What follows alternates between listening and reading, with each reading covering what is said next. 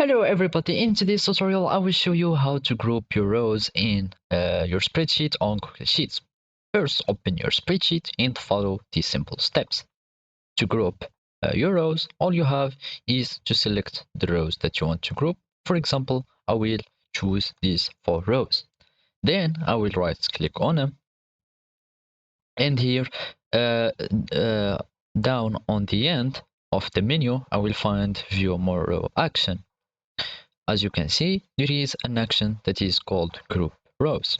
I will click on it, and here I will find my regroupment or groupment of my rows.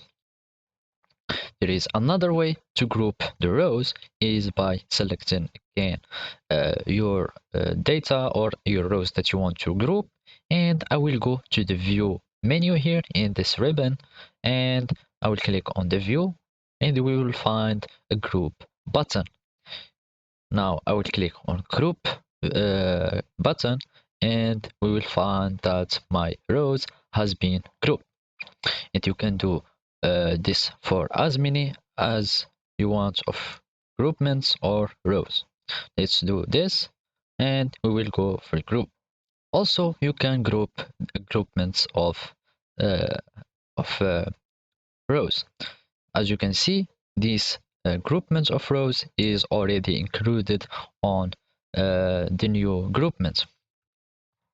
There is another way to group your rows by using a shortcut, which is clicking on the Alt and Shift button of your computer, and click plus with the left or the right button or the right arrow button of your computer. As you can see, to make a groupment, all you have is to click Alt plus Shift plus the right arrow of computer, and to ungroup, do the left arrow of computer and plus Alt plus Shift. As you can see, this is my